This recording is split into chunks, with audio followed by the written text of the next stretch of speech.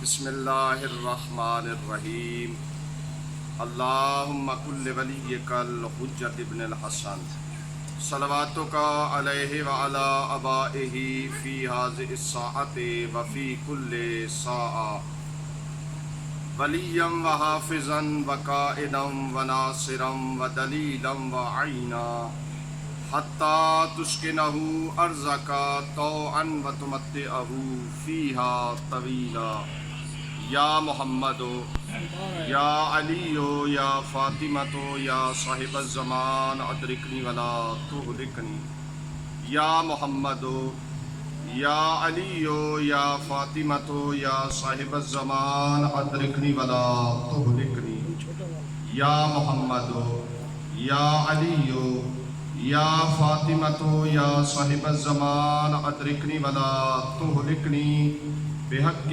جددت المعصومہ والمخدومہ والمظلومہ والمحرومہ یا رب الحسین بحق الحسین اشف صدر الحسین بظہور الحجت القائم المنتظر اللہم صل علی محمد و آل محمد.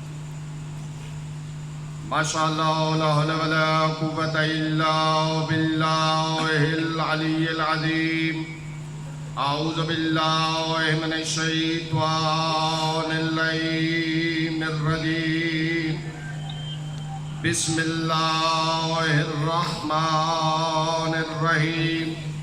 الحمد للہ رب الخلائق والبریہ عالم الجہر والخفیہ وبیدہ ملکوت الارضین والسماوات ونشکرہ علی جزیل الانعام. الصلاۃ والسلام علی النبی الامی القرشی الہاشمی ابتہی المکی المدنی المبعوث علی العرب والعجم بالقاسم محمد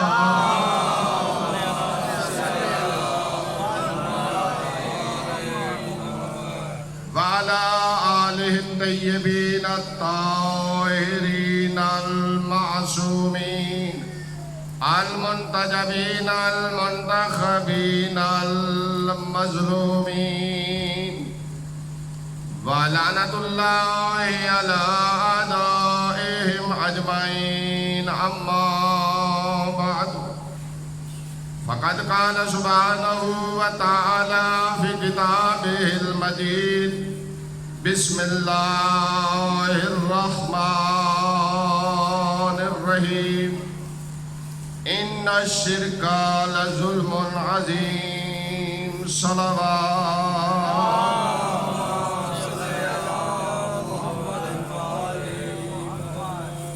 دعا ہے کہ خالق کائنات بارگاہ سید الشہداء میں ہم سب کا آیا قبول و منظور فرمائے. اس ذکر کے صدقے میں صف ماتم بچھانے والے، صف ماتم پہ حاضر ہونے والوں کی خداوند عالم حاضری اپنی بارگاہ میں قبول و منظور فرمائے، اور ذکر سید الشہداء کے صدقے میں تمام حاضرین کی پریشانیاں دور فرمائے. حسب سابق گزارش ہے میری، جو میں ہر سال گزارش کرتا ہوں، اس جگہ پہ مجلس پڑھتے وقت گزارش کرتا ہوں کہ اے ماتمیوں، ہمیں آپ سے بڑی محبت ہے، اور یہ خالی خطیب ہونے کے اعتبار سے جملہ نہیں کہتا میں. آپ سے محبت مجھے اور میرے سے جو بڑے مجتہد مراجع علماء موجود ہیں، ان کو آپ سے محبت اس وجہ سے ہے کہ آپ جناب سیدہ کو قرصہ دینے والے ہیں. آپ کے ماتم کی وجہ سے جناب سیدہ خوش ہوتی ہیں. لہذا میری آپ سے گزارش ہر سال کی طرح یہی ہے کہ جب ایک محبت کرنے والا آپ سے پڑھ رہا ہو تو پھر حق نہیں بنتا کہ آپ گلیوں میں کھڑے ہو جائیں امامہ دیکھ کے کہ شاید امامے والا ہے، کوئی ہمارے بارے میں کوئی ایسی بات نہ کر دے۔ یاد رکھیے گا ماتمی کا مقام اہل بیت کی نظر میں بھی ہے، اور اسی وجہ سے علماء حق ماتمی کا مقام سمجھتے ہوئے ماتمی کو اپنے سر کا تاج سمجھتے ہیں۔ میں اس طرح کا فرق نہیں کرتا کہ یہ ماتمی تہجد گزار ہے اور یہ ماتمی تہجد گزار نہیں ہے۔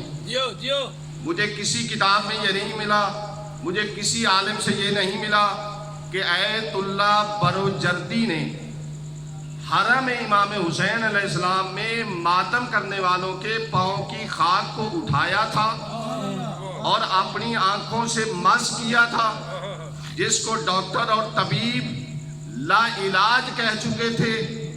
اس ماتمی کے پاؤں کی خاک نے یہ اثر دکھایا تھا اور اثر دکھا کے بتایا تھا کہ جس حسین کے ماتمی کی پاؤں کی خاک ایک مجتہد کے لیے شفا کا باعث بن سکتی ہے، اس حسین کا مقام و مرتبہ دنیا والوں تم کیا پہچانو گے؟ جو اپنے میسج میں، اپنی ویڈیو میں، اپنی تقریر میں یہ بات کرتے ہیں کہ وہ ماتمی تہجد گزار ہوں گے، خود یہ جملہ بتا رہا ہے کہ یقین ان کو بھی نہیں ہے کہ وہ تہجد گزار تھے یا نمازی بھی تھے یا نہیں تھے۔ خود یہ جملہ کہنا کہ ہو سکتا ہے وہ والے ماتمی جن کے پاؤں کی خاک ایت اللہ بروجردی کی آنکھوں کے لیے شفا کا باعث بنی تھی، ہو سکتا ہے وہ نمازی ہو۔ اس کا مطلب یہ ہے کہ شک تو آپ کو بھی ہے، یقین کی منزل پہ تو آپ ہیں نہیں، پھر آپ ماتمیوں پہ اعتراض کرتے ہیں کہ ماتمی یہ کرتا ہے، ماتمی وہ کرتا ہے۔ میں ماتمی کے عمل کی حمایت نہیں کر رہا، ماتم کی حمایت کر رہا ہوں۔ صلوات پڑھ لیں بابا دے بلند۔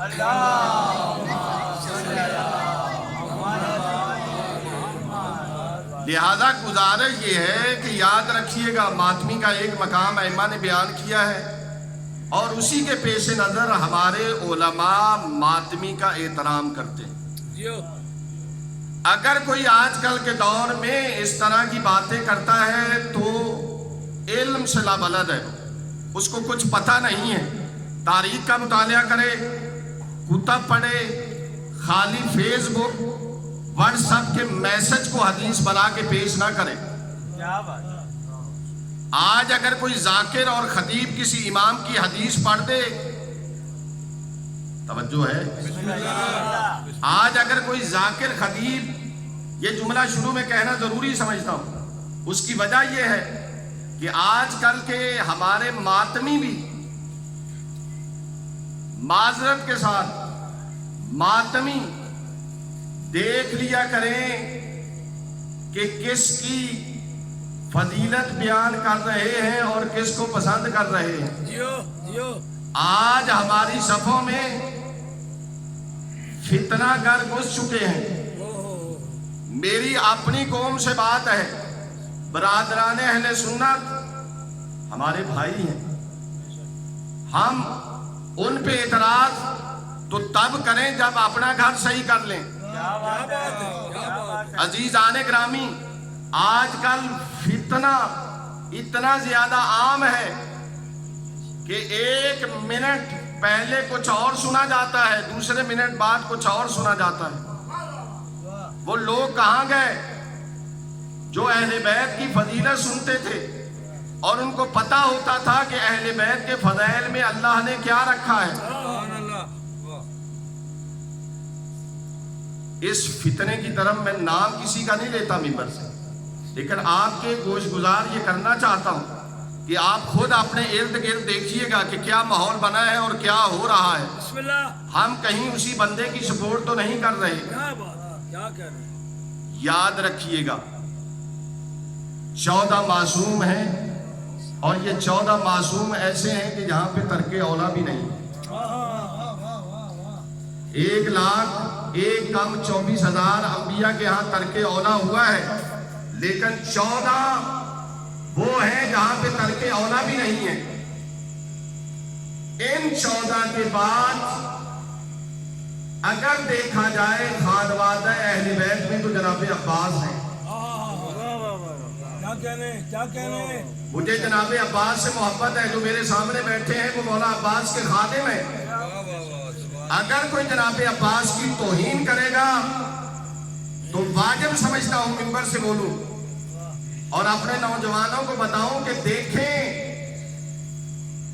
کہ اگر ذاکر روایت بھی پڑھے تو ضعیف، امامے والا منبر پہ بیٹھ کے جناب عباس کی توہین کرے، شاعر کی دلیل دے کے تو تب بھی صحیح. کون سا انصاف ہے؟ جس جناب عباس کے نام پہ امام سجاد جیسی عظیم ہستی کھڑی ہو جاتی ہے،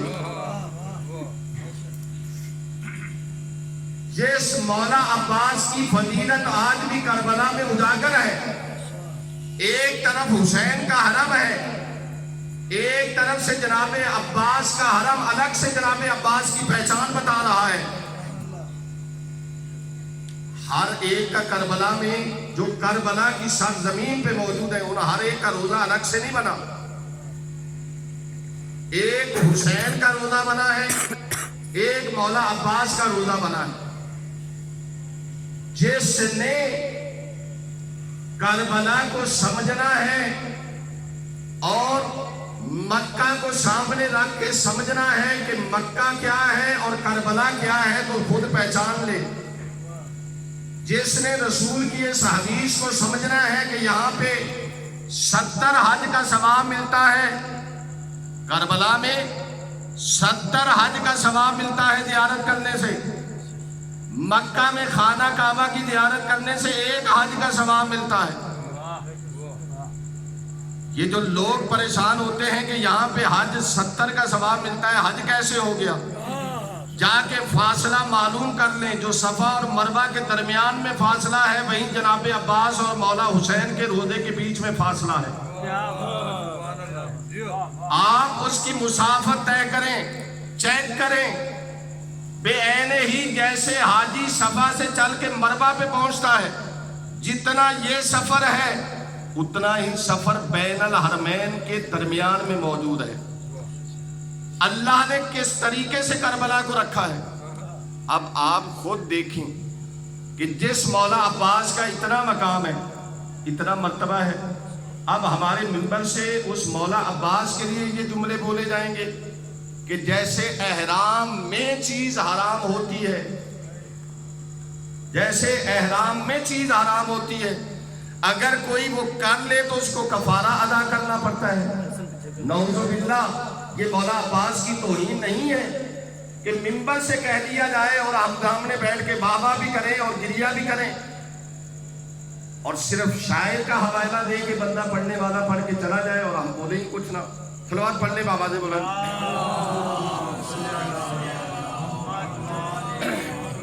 یہ واجب سمجھتا تھا، اس وجہ سے میں نے بیان کیا. بسم اللہ. ان الشرک لظلم عظیم، اللہ کے نزدیک سب سے بڑا ظلم شرک ہے. آج کل کے بڑے 2 موضوع ہیں، توحید، ولایت. بعض ایسے ہیں جو اتنے توحید پرست ہوئے ہیں کہ ان کو ولایت کی ضرورت ہی نہیں. بعض ایسے ولایت پرست ہوئے ہیں کہ ان کو توحید کی ضرورت نہیں. حالانکہ نہ توحید ولایت سے جدا ہے، نہ ولایت توحید سے جدا ہے. بے شک ولایت توحید کے بغیر کسی کو نہیں ملتی. کیا کہنے ولایت توحید کے بغیر کسی کو نہیں ملتی. ہمارے عقیدے کے مطابق جو توحید پرست نہ ہو وہ ولی نہیں بن سکتا. یہ شیعہ کا مسلمہ عقیدہ ہے. اور علی کا سجدے کر کے بتانا، رکوع میں انگوٹھی دے دینا، یہ اعلان کر رہا ہے کہ میں توحید پرست ولی ہوں، دنیا کا بنایا ہوا ولی نہیں ہوں.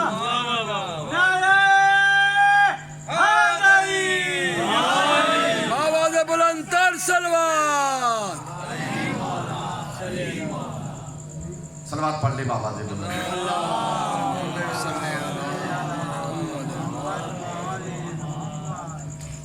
तौहीद मौला ने बताई है, और याद रखिएगा तौहीद उतनी देर तक समझ में नहीं आ सकती जब तक विलायत समझ में नहीं आएगी।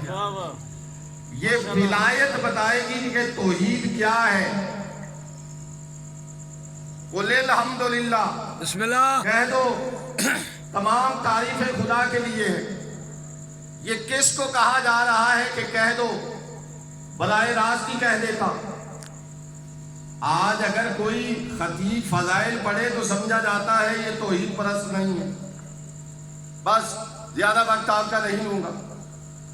दो मौलाना मेरी मजलिस में तशरीफ फरमा है। बिस्मिल्लाह। इन दोनों मौलाना की मौजूदगी में जुमला कह रहा हूं। रसूल खुदा महराज पे गए थे। कोई बता सकता है कि रसूल ने खुदा को देखा था? कौन है शिया जिसका अकीदा होगा? मैंने पहले अर्ज किया है कि अपने लोगों से बात कर रहा हूं। अपना अकीदा बयान करने पे कोई पाबंदी नहीं है, किसी पे एतराज करने पे पाबंदी है। किसी के अकीदे को छेड़ो नहीं, अपना अकीदा छोड़ो नहीं। क्या बात है, क्या बात है। शिया अकीदे के मुताबिक जो रसूल खुदा ने शबे महराज देखा था, खुदा को देखा था। कुरान से पूछते हैं, ए अल्लाह की किताब बता, रसूल ने किसको देखा था? लक़द रआ मिन आयातिहिल कुबरा। कुरान कहता है कि उसने अल्लाह की आयत कुबरा को देखा। क्या कहने, क्या कहने, क्या कहने। कुरान के मुताबिक आयत कुबरा को देखा है, अल्लाह को नहीं देखा। आयत कुबरा और है, अल्लाह और है। आयत और है, अल्लाह और है। फीहे आयातुन, अल्लाह खाना काबा की कुरान में तारीफ कर रहा है, बता रहा है कि इसमें अल्लाह की निशानियां हैं। और एक निशानी खाना काबा के दरवाजे के सामने मौजूद है। जाएंगे आप, अल्लाह हर एक को लेके जाए। वहां पे एक वर्दी में खड़ा है, एक बगैर वर्दी के खड़ा है। वो कहता है आगे बढ़ो, कुछ नहीं, यहाँ पे आगे बढ़ो, कुछ नहीं। मैं भी गया, मैंने कहा ये मना क्यों करते हैं? जैसे बच्चे को मना किया जाए कि बेटा यहां नहीं जाना, तो बच्चा भी जरूर जाता है। देखो तो सही है क्या? हम मौलवियों को भी इस हवाले से मसला होता है। जिस तहकीक से मना करेंगे हम देखेंगे, देखें तो सही है क्या, ये मना क्यों कर रहा है। जैसे ही आगे बढ़ा तो एक शीशा है, उस शीशे के अंदर पत्थर है। क्या कहने। जैसे ही मेरी पत्थर पे नजर पड़ी तो 2 कदमों के निशान थे। मैंने कहा कि ये 2 कदमों के निशान किसके हैं? जिसको अल्लाह आयत कह रहा है कि ये मेरी निशानी है। जब किताबों को पढ़ा, मुतालिया किया तो पता चला कि जनाबे इब्राहिम के कदमों के निशान हैं। मैंने सोचा कि मेरे अल्लाह, इन कदमों को तू निशानी क्यों कहता है कि ये मेरी आयत है? तो आवाज़ कुदरत आई कि थोड़ा सा तफक्कुर किया करो, कुरान पढ़ के तफक्कुर करोगे तो पता चल जाएगा। मैंने कहा मेरे अल्लाह, मैंने तो माना ही उसको है जिसने कहा है कुरान में तफक्कुर करो। लिहाजा अज़ीज़ान ग्रामी मैंने गौर किया, खोजी को देखा है। पुराने जमाने में अगर चोरी होती थी तो खोजी को बुलाया जाता था कि आप देखो कदमों के निशान देख के बताओ कहाँ जा रहा है, चोरी होके कहाँ बंदा लेके गया है। वो कदमों के निशान देख के बता देता था कि चोर फुला है। तवज्जो है? गोया ये खोजी भी बताता है कि कदम असल तक पहुंचाते हैं, कदमों के निशान असल तक पहुंचाते हैं। اصل میں اللہ یہ کرنا چاہتا ہے کہ جب تم قدموں کے نشان دیکھو گے تو سوچو گے قدم کس کے ہیں. جب تم تلاش کرو گے تو ابراہیم تک پہنچو گے اور پھر تم سوچو گے کہ ابراہیم کون ہے تو میرے تک پہنچ جاؤ گے. جیسے ان قدموں سے ابراہیم تھے خدا تک پہنچتے ہیں، اسی طرح ہم بھی کسی کے قدموں کے نشانوں سے اس تک پہنچتے ہیں اور پھر خدا تک پہنچتے ہیں. صلوات پڑھ لیں بابا دے بلند.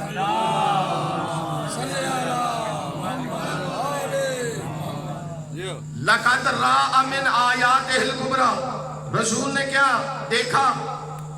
آیت کبریٰ کو دیکھا. مولانا نذر حسن زیدی مرحوم کہا کرتے تھے گویا کہ آیت کبریٰ نے آیت کبریٰ کو دیکھا. آیت کبریٰ نے آیت کبریٰ کو دیکھا.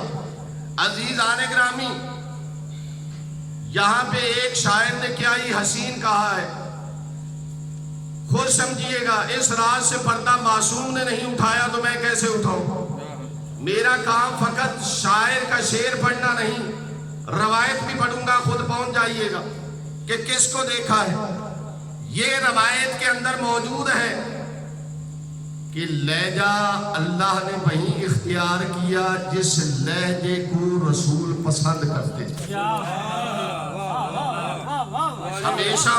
ہمیشہ محب کوشش کرتا ہے، ہمیشہ محب کی کوشش ہوتی ہے کہ وہیں اور ایسا انتظام کرے کہ جس سے اس کا محبوب خوش ہو جائے. دنیا کے محب کی کوشش ہوتی ہے کہ وہ سارے لوازمات کرے جس سے اس کا محبوب خوش ہو جائے. کائنات میں اللہ جیسا محب دکھائیں اور رسول جیسا محبوب دکھائیں. لہذا اللہ نے بھی دیکھ لیا کہ میرے حبیب کو کون سا لہجہ پسند ہے. شیخ صدوق علیہ رحمہ نے بھی لکھ دیا کہ اللہ نے جو لہجہ پسند کیا اس کا نام سن کے علی والے کا چہرہ کھل جاتا ہے. صلوات پڑھ لیں بابا دے بلند.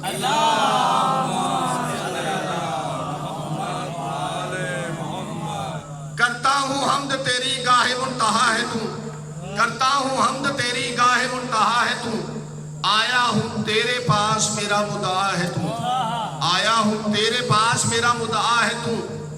آواز میں یہ کان فرق کر نہیں رہے، آواز میں یہ کان فرق کر نہیں رہے. میرے ساتھ وہی بولے گا جو اس وقت بیدار ہے اور جو 3 4 5 ذاکروں کو سن کے تھک چکا ہے اور نیند کی طرف جا رہا ہے وہ نہیں بولے گا. صلوات پڑھ لیں بابا سے بولو.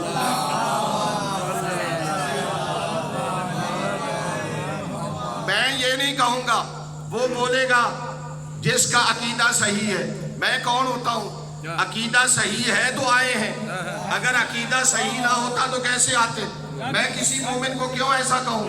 میں یہ نہیں کہوں گا کہ وہ بولے گا میرے جملے پہ جس کا نسب صحیح ہوگا. بغیر نسب جس کا صحیح نہ ہو وہ اس در پہ آ ہی نہیں سکتا.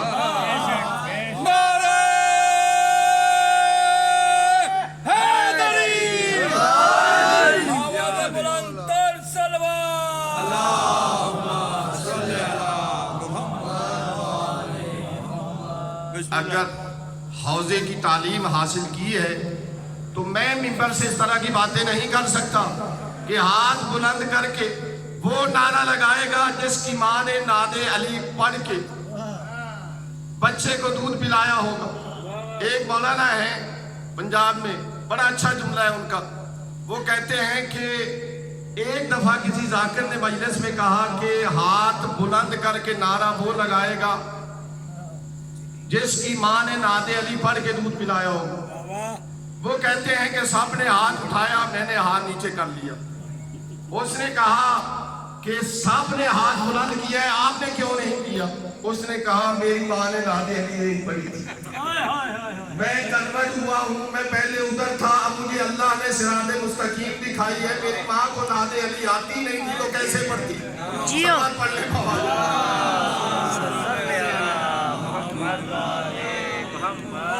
اب میں یہ نہیں کہہ سکتا. عزیزان گرامی اتنے ہی کہہ سکتا ہوں کہ ظاہر ہے انسان ہے، فطرت ہے، اتنے لوگوں کو سننے کے بعد تھکاوٹ ہو ہی جاتی ہے.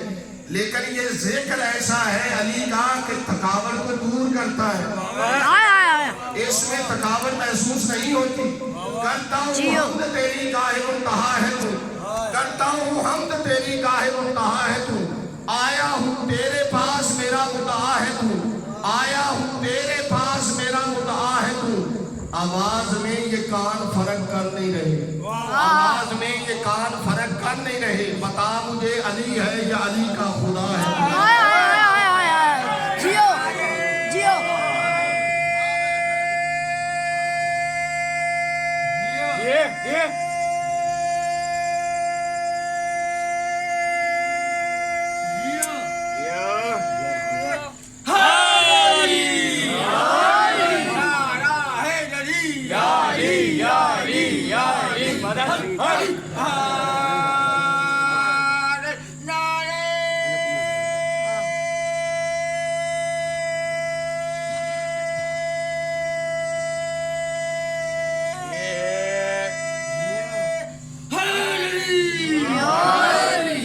بلندر صلوات یار سلوات اونچا پڑے نیاز مولا، آواز بلند تر سلوات۔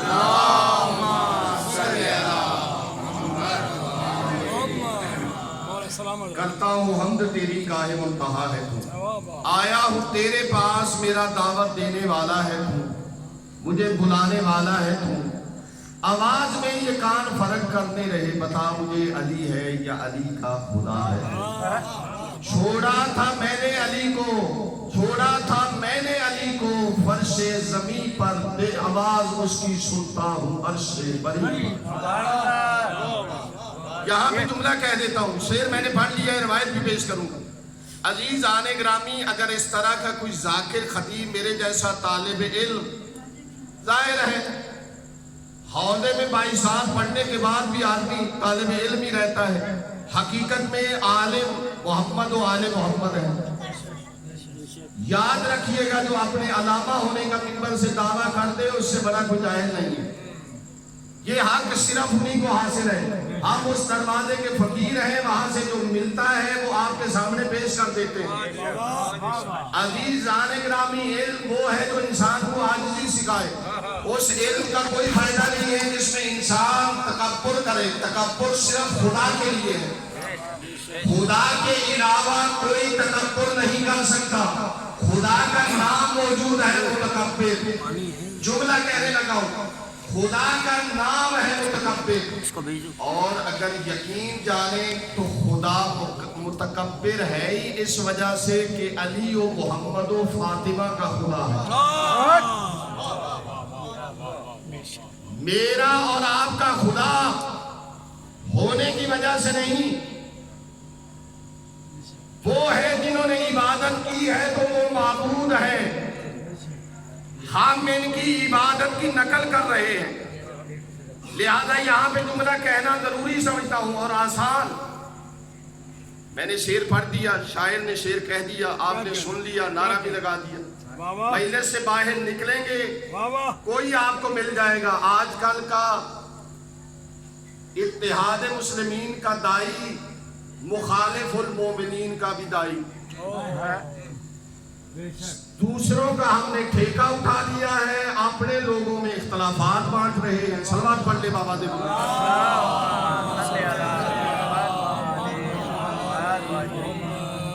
اپنا گھر درست کریں، دوسروں کا احترام کریں۔ عزیزان گرامی، اس وجہ سے عرض کر رہا ہوں کہ دینیات کی کتاب جو مکتب کے مدرسے میں، چھوٹے مدرسے میں پڑھائی جاتی ہے، اس میں بھی صفات ثبوتیہ موجود ہیں۔ متکلم، اللہ متکلم ہے، کیا بتاتا ہے؟ پڑھانے والا مولانا کیا بتاتا ہے؟ مدرسے میں پڑھانے والا ٹیچر کیا تعریف کرتا ہے؟ بیٹا اس کا مطلب یہ ہے کہ اللہ کلام کر سکتا ہے، اللہ کلام کر سکتا ہے، دینیات کی بات ہے۔ لیکن اگر آپ متوجہ ہوئے تو مجلس جنت بنے گی۔ متکلم کا مطلب ہے اللہ کلام کرتا ہے، جیسا کہ اللہ نے حضرت موسیٰ سے درخت کے ذریعے کلام کیا۔ میری سمجھ میں نہیں آیا. اللہ حضرت موسیٰ سے درخت کے ذریعے کلام کرے تو اس کی توحید کو کوئی خطرہ نہیں، اور اپنے حبیب سے علی کے لہجے میں کلام کرے تو اللہ کی توحید کو خطرہ ہو جاتا ہے. سلوات پڑھنے بابا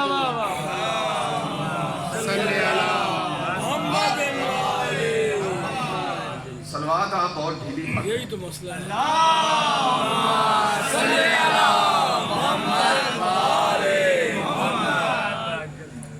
لقد راء من آیاتہ الکبریٰ، رسالت مآب نے اللہ کی آیت کبریٰ کو دیکھا.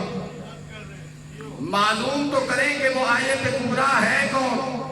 خدا آیت نہیں، خدا کی نشانیاں دنیا میں پائی جاتی ہیں. کیا کہنے؟ خدا کی نہ کوئی مثل ہے، خدا کی نہ کوئی مثال ہے. اللہ اپنی آیات کے ذریعے پہچانا جاتا ہے. اس کی آیات کو دیکھیں گے تو خدا پہچانا جائے گا. اس کائنات میں اللہ کی سب سے بڑی نشانی رسالت مآب ہے. ہر مسلمان کا عقیدہ ہے، اور قرآن کہہ رہا ہے کہ رسول نے اللہ کی آیت کبریٰ کو دیکھا. آئے اصول کافی میں چلتے ہیں. مولا اللہ کی نشانیاں بتا رہے ہیں اور کہتے ہیں کہ دیکھو یہ بھی اللہ کی آیت ہے، یہ بھی اللہ کی آیت ہے. دو چار آیتیں بتا کے میرے مولا نے مجمع کے سامنے اپنے سینے کی طرف ہاتھ کر کے کہا کہ اللہ کی آیات میں سے آیت کبریٰ میں علی ابن ابی طالب ہوں. میں علی ابن ابی طالب اللہ کی سب سے بڑی آیت ہوں. سب سے بڑی آیت رسول خدا. دوسری آیت اللہ کی سب سے بڑی علی و مرتضیٰ. خود فیصلہ کر لیں. سلوات پڑھنے بابا سے بولیں.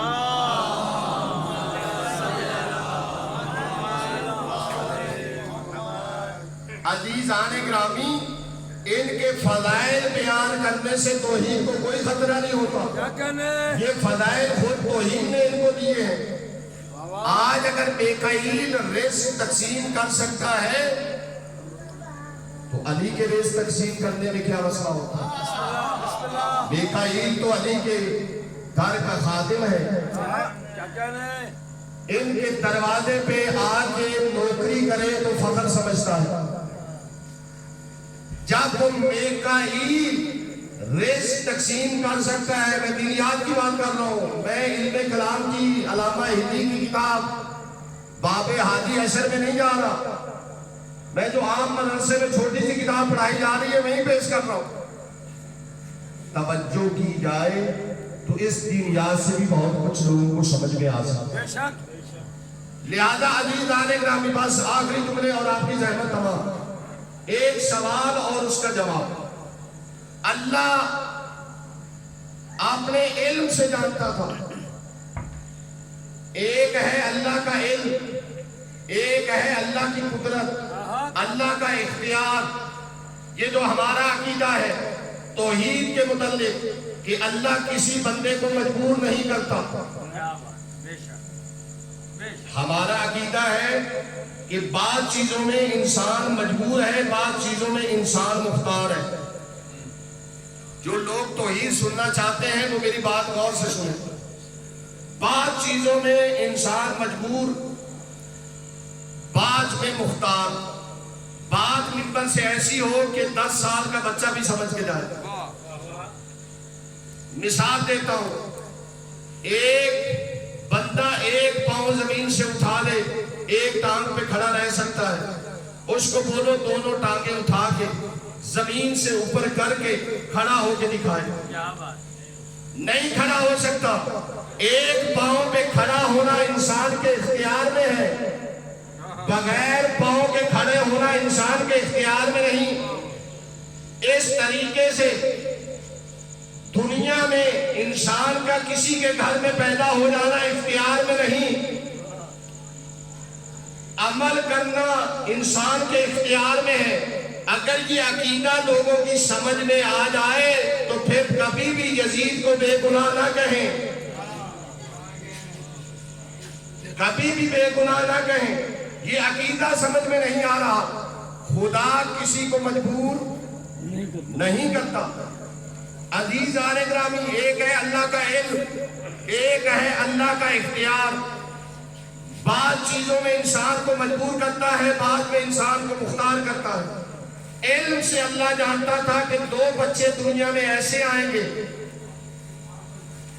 ایک بچے کے بارے میں عقیدہ اپنایا جائے گا کہ وہ اللہ کا بیٹا ہے. توحید پرست لوگوں سے میری بات ہے. ایک کے بارے میں عقیدہ اپنایا جائے گا کہ یہ اللہ کا بیٹا ہے، یہ اللہ کا علم ہے. لوگوں کو مختار پیدا کیا ہے. کوئی مانتا ہے تو اپنی مرضی سے، نہ مانے تو اپنی مرضی سے. ہاتھی بھیج کے بتا دیا ہے غلط کیا ہے، صحیح کیا ہے. ایک بچہ جس کے لیے اللہ جانتا تھا کہ اس کو میرا بیٹا قرار دیں گے، اور ایک کے بارے میں اللہ علم رکھتا تھا کہ اس کو بعض لوگ خدا سمجھیں گے. بعض لوگ، کوئی ہم میں سے شیعہ علی اہل بیت کا چاہنے والا علی کو خدا نہیں سمجھتا. فضائل سے آپ نکال لیں تو یہ آپ کی غلط فہمی ہے.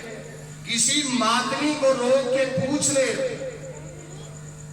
یہ چھوٹا بچہ بیٹھا ہوا ہے، اس بچے سے بھی اگر پوچھا جائے تو ہم نے کلمہ پڑھا کے اس کو بتا دیا ہے، لا الہ الا اللہ محمد رسول اللہ علی ولی اللہ، علی ولی اللہ. یہ بچہ یہ پڑھنے کے بعد کبھی بھی علی کو خدا نہیں مان سکتا. جب ہم بتا چکے ہیں کہ علی اللہ کا ولی ہے، خدا نہیں. ماشاءاللہ. علی کی بے مثل تصویر جب خالق بنا بیٹھا، علی کی بے مثل تصویر جب خالق بنا بیٹھا تو اس میں نور کے سب رنگ ملجمہ سجا بیٹھا. تو اس میں نور کے سب رنگ ملجمہ سجا بیٹھا. رب نے کہا اپنے محبوب سے کہ میرے محبوب دیکھو اس تصویر کو غور سے. رب نے کہا اپنے محبوب سے کہ میرے محبوب دیکھو اس تصویر کو غور سے. علی کی ایک ادا پہ میں، رب کہہ رہا ہے علی کی ایک ادا پہ میں خود کی خدائی لٹا بیٹھا.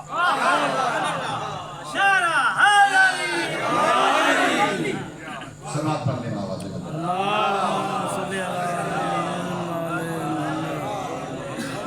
لہذا جب اللہ اپنے علم سے جانتا تھا کہ ایک کے بارے میں دعویٰ ہوگا کہ یہ اللہ کا بیٹا ہے، ایک کے بارے میں عقیدہ اپنایا جائے گا کہ یہ اللہ ہے، لہذا اللہ نے اپنے علم کی وجہ سے، جو اللہ کو علم تھا، وہاں پہ اللہ نے کہا جس کے بارے میں یہ عقیدہ اپنانا تھا لوگوں نے. دیکھیں یہ جو عموماً ہمارے یہاں جملہ منبر سے کہا جاتا ہے، جملے پہ ذرا غور کیجیے گا، میری بات غور سے سنیے گا کہ جملہ صحیح ہے یا غلط ہے. کہ اللہ نے کہا کہ مریم بیت المقدس چھوڑ دو. جملہ سمجھنا ہے بابا نے، جملہ سمجھنا ہے. مریم یہ چھوڑ دو، یہ سچا خانہ نہیں عبادت گاہ ہے. یہ جملہ کہنے والے کو سوچنا چاہیے کہ کس کے لیے کہہ رہا ہے. مریم قرآن کی نظر میں بطول ہے، اور جو بطول پہ حملہ کرے وہ مسلمان اور مومن نہیں ہو سکتا. صلوات پڑھنے بابا دے بولو.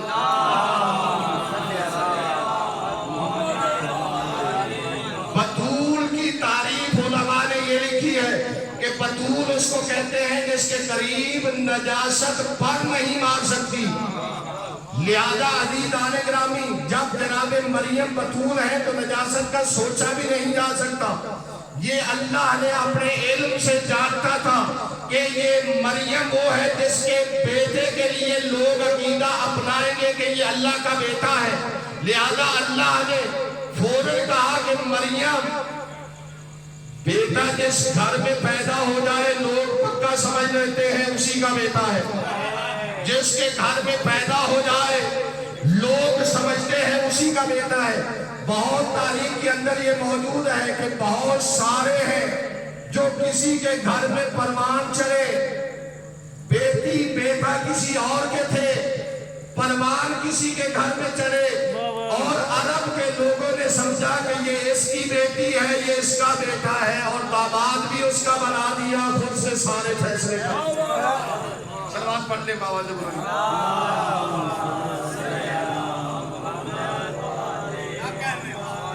ایک تاریخ کا بہت بڑے باپ کا ایک جملہ میں نے آپ کی نظر کر دیا، سوچئے گا اس کے اوپر۔ عزیزان گرامی، جس گھر میں بیٹا پیدا ہو یا جس گھر میں پروان چڑھے، عرب کی عادت تھی کہ اسی سے منسوب کر دیتے تھے۔ لہذا اللہ نے کہا کہ اے مریم، میں اپنے علم سے جانتا ہوں کہ لوگ اس کو میری طرف منسوب کریں گے کہ یہ اللہ کا بیٹا ہے۔ میں تمہیں حکم دیتا ہوں کہ تو چلی جا، اور اگر تیرے سامنے کوئی آئے اور تیرے سے سوال کرے تو بچے کی طرف اشارہ کرنا۔ جب بچے کی طرف اشارہ کرے گی تو وہ تیرے پاک و پاکیزہ ہونے کا بھی اعلان کرے گا، میری توحید کا بھی اعلان کرے گا۔ کیا کہنے حضرت عیسیٰ کی ولادت بیت المقدس میں زچہ خانہ نہ ہونے کی وجہ سے نہیں ہے، بلکہ توحید کا درس دینے کی وجہ سے ہے۔ باہر نکلے، جیسے ہی بچے کی ولادت ہوئی، یہودی آئے، پوچھا کہاں سے لائی ہو؟ نہ تیرا باپ ایسا نہ تیری ماں ایسی، بچہ کہاں سے لائی ہو؟ بی بی نے فاشارت الیہ، بچے کی طرف اشارہ کیا۔ انہوں نے کہا ہمارے ساتھ ڈبل مذاق، پہلے تو بغیر شوہر کے بچہ لائی ہو، دوسرا بچے کی طرف اشارہ کرتی ہو، ہم اس سے بات کیسے کریں جو ابھی گہوارے میں بچہ ہے؟ کیف نکلم فی المہد صبیا، ہم اس سے بات کیسے کریں جو ابھی گہوارے میں بچہ ہے؟ انہوں نے بچہ کہا،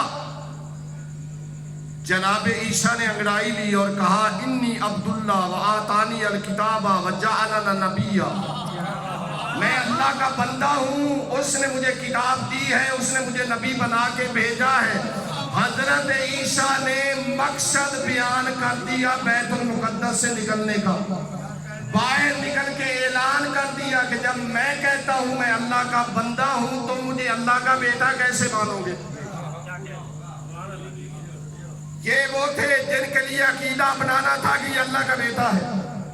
دوسرا وہ تھا جس کو اللہ کہنا تھا، اللہ اپنے علم سے جانتا تھا۔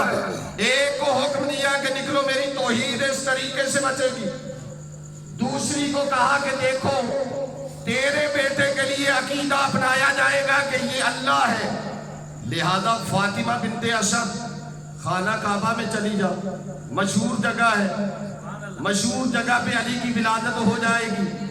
جب ولادت ہوگی تو خانہ کعبہ سے لے کے نکلے گی، جیسے ہی تو خانہ کعبہ سے لے کے نکلے گی لوگوں کو پتا چلے گا اس بچے کی ولادت ہوئی ہے، اور میں کہہ دوں گا لم یلد ولم یولد،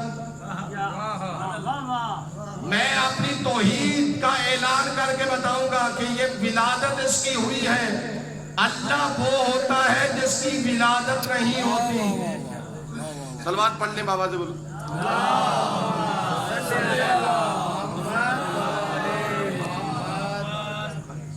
اس وجہ سے جشن مولود کعبہ کو لکھنا نہیں بھولا کر۔ آپ ظہور مانیں، مجھے کوئی مسئلہ نہیں، جشن ولادت لکھیں، جشن ظہور پر نور لکھیں، اتنی سمجھ ہے، اتنا پڑھا ہے مدرسے میں کہ سمجھتے ہیں کہ صحیح کیا ہے غلط کیا ہے۔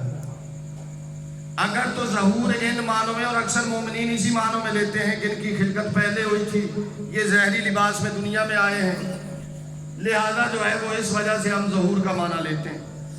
اگر اس اعتبار سے لیتے بھی ہیں تو مسئلہ نہیں ہے، لیکن یاد رکھیے گا اگر آپ ظہور کا لفظ کہتے رہیں گے تو لوگ مولود کعبہ بھول جائیں گے، آپ کے بچے مولود کعبہ بھول جائیں گے، اور دشمن چاہتا ہی یہی ہے، دشمن چاہتا ہی یہی ہے کہ کسی طریقے سے علی کی ولادت خانہ کعبہ میں جو مشہور ہے وہ مشہور ہونا ختم ہو جائے اور علی کا یہ فضیلت بھی ہم ختم کر دیں.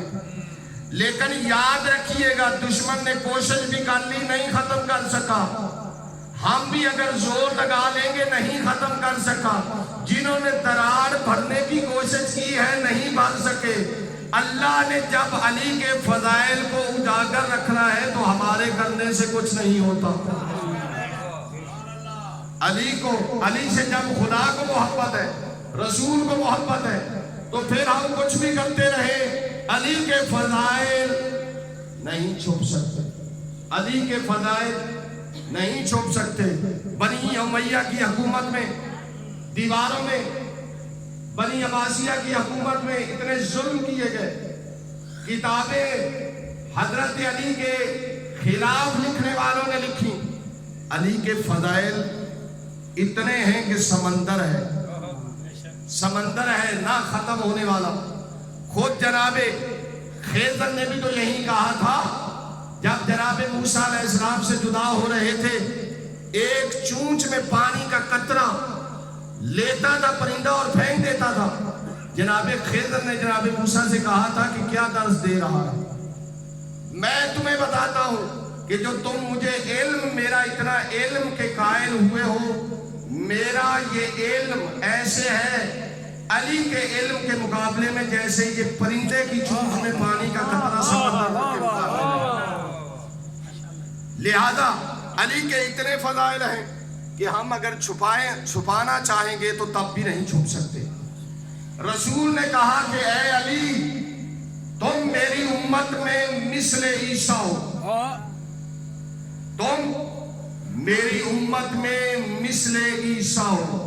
جیسے عیسیٰ کی امت میں کچھ لوگ گمراہ ہوئے, میری امت میں بھی تمہاری وجہ سے کچھ لوگ گمراہ ہوئے. تمہاری وجہ سے. بس آخری جملہ, حدیث تمام علماء اسلام نے اس کو نقل کیا ہے, اکثر نے, کہ یہ حدیث کہ رسول نے کہا کہ اے علی تیرے بعد فضائل ایسے ہیں کہ اگر میں بیان کر دوں, بس آخری جملہ ہے یہ میرا فضائل کے اعتبار سے, تیرے وہ والے فضائل جو میرے سینے میں موجود ہیں اگر بیان کر دوں اور یہ لوگ سن لیں تو تیرے پاؤں کی خاک کو تبرک کے طور پہ اٹھا کے گھر لے جائیں. عزیزان گرامی, یہ کون کہہ رہے ہیں؟ فما ينطق عن الهوى کی مصداق, کہ اے علی تیرے ایسے فضائل ہیں کہ بیان کروں تو تیری پاؤں کی خاک تبرک کے طور پہ لے جائیں گے. اس کا مطلب یہ ہے کہ ابھی علی کے فضائل بیان نہیں ہوئے. اتنے فضائل بیان کرنے کے بعد بھی, اتنے فضائل بیان کرنے کے بعد بھی ضربت علی یوم الخندق افضل من عبادت ثقلین, انا دار الحکمت علی بابوہا, انا مدینۃ العلم والی بابوہا. اے علی تم کو میرے سے وہی نسبت ہے جو ہارون کو موسیٰ سے تھی. یا علی انت اخی فی الدنیا والآخرہ, علی منی وانا منہ. اتنے فضائل بیان کرنے کے باوجود رسول کہہ رہے ہیں کہ تیرے ایسے فضائل ہیں اگر بیان کروں تبرک کے طور پہ لے جائیں. جب رسول نے وہ تمام فضائل بیان نہیں کیے, اتنے فضائل بیان کرنے کے بعد بھی رسول کہہ رہے ہیں کہ ایسے فضائل ہیں, اس کا مطلب ہے فضائل ابھی ختم نہیں ہوئے.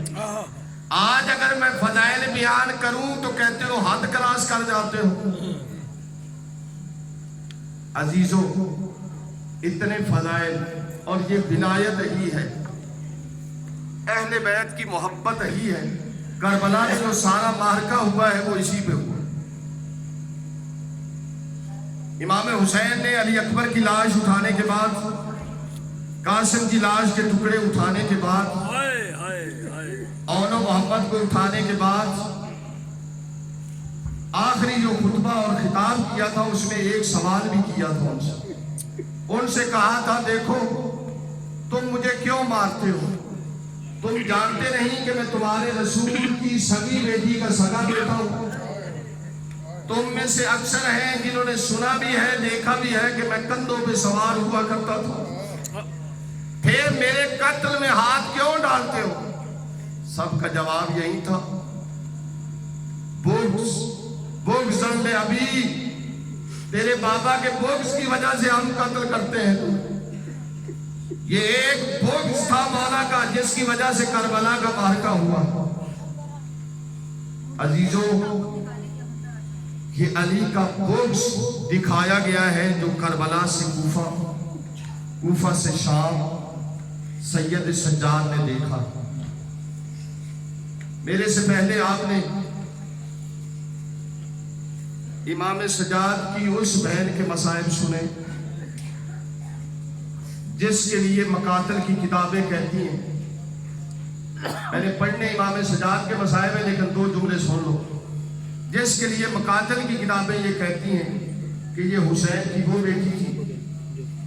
امام حسین جب بھی گھر آتے تھے بیٹی قریب آتی تھی، بیٹی کو سینے سے لگاتے تھے، سینے سے لگانے کے بعد بیٹی کے چہرے کے بوسے لیتے تھے، بوسے لینے کے بعد حسین جیسے رسول خدا جناب سیدہ سے خوشبو سونگتے تھے، امام حسین بھی اس بطول سے خوشبو سونگا کرتے تھے، اور سکینہ بابا کے سینے پہ سویا کرتی تھی۔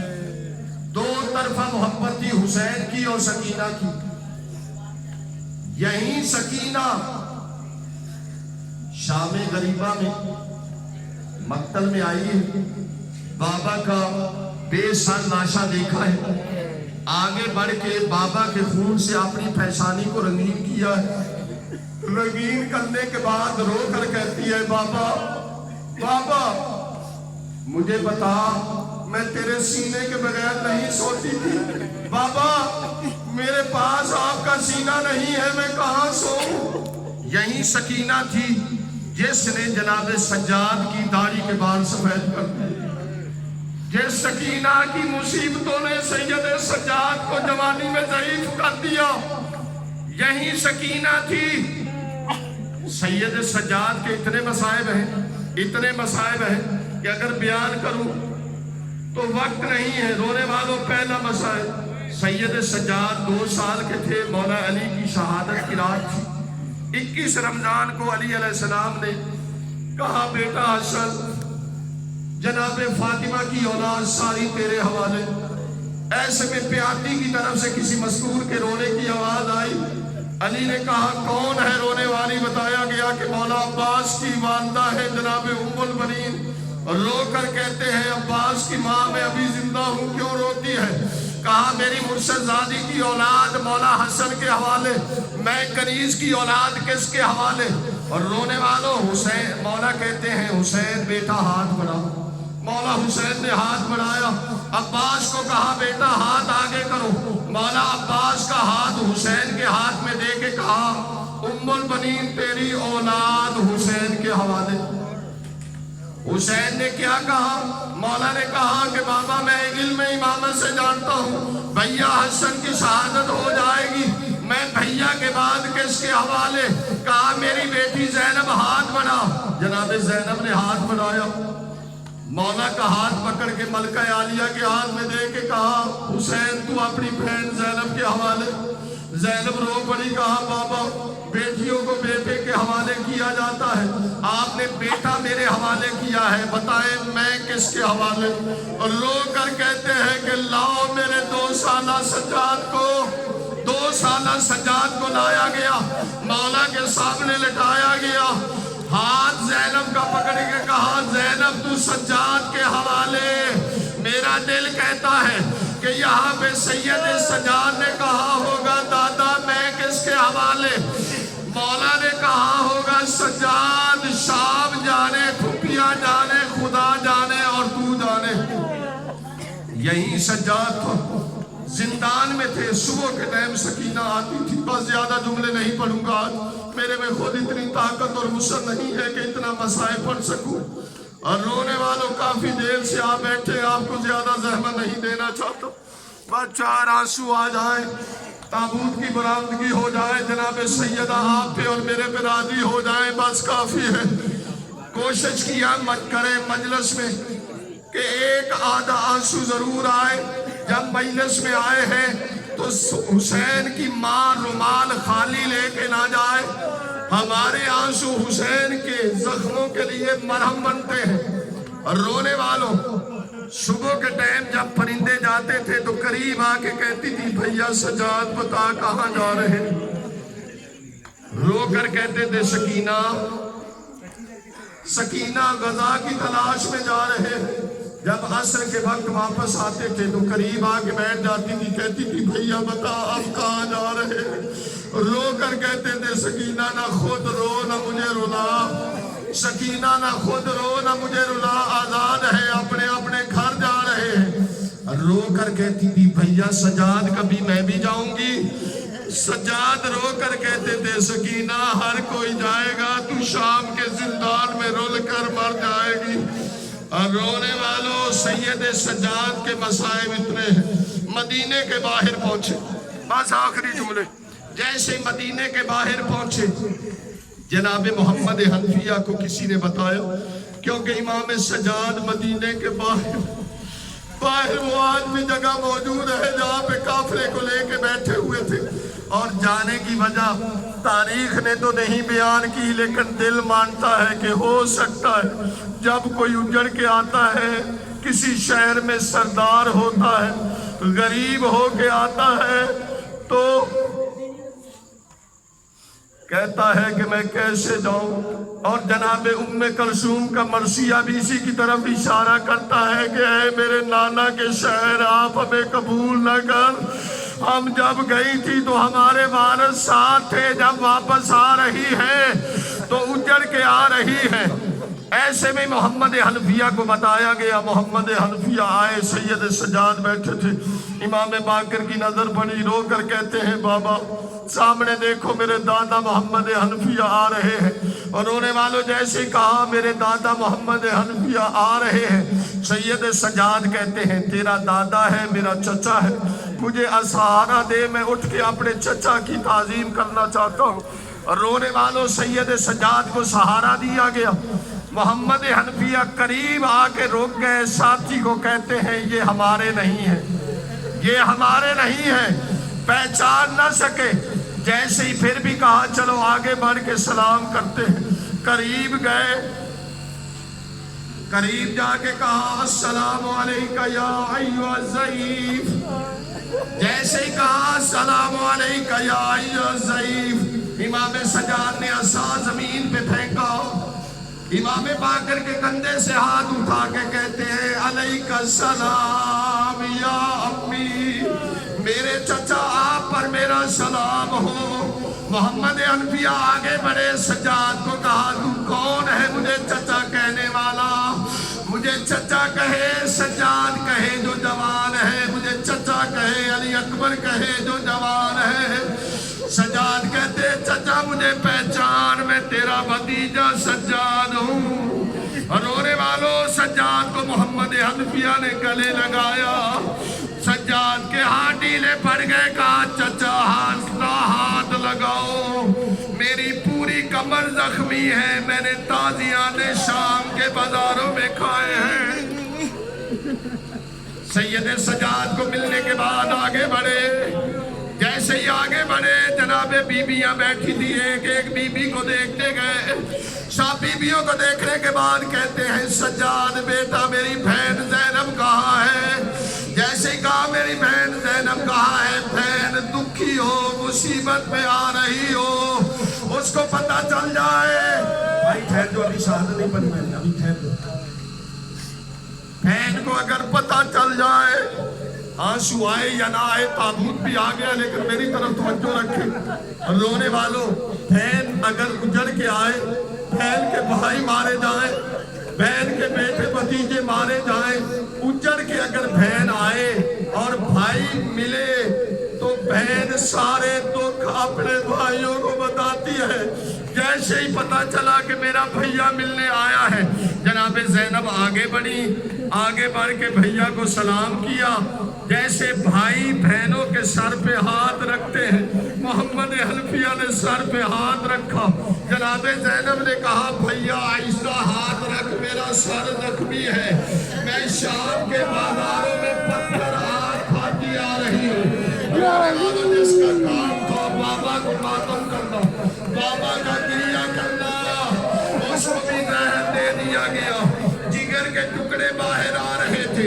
जैसे इमाम की रूह परवाज की, इमाम मोहम्मद बाकर ने अपनी माँ को आके कहा कि अम्मा मेरे बाबा का इंतकाल हो गया है। जनाब फातिमा बिनते इमाम हसन ने कहा बेटा अपने बाबा को गुस्ल देते वक्त आराम से हाथ लगाना, तेरे बाबा के पाँव पे छाले हैं, तेरे बाबा की कमर पूरी जख्मी है, तेरा बाबा बाजारों दरबारों में चलता गया है, कादियाने खाता गया है। बस आखिरी जुमला, जैसे आज जनाजा उठ रहा है ऐसे जनाजा 25 मुहर्रम को मदीने में भी उठा था। पूरा मदीना जमा था, मातम कर रहा था, गिरिया कर रहा था, और रोने वालों ऐसी शान का जनाजा था। मेरा दिल कहता है कि सैयद सज्जाद, सैयद सज्जाद, सैयद सज्जाद जरूर अपने जनाजे में रोए होंगे, रो कर कहा होगा बाबा बेटे का जनाजा देख, तेरा बाबा जनाजा देख कर। फातिमा हुसैन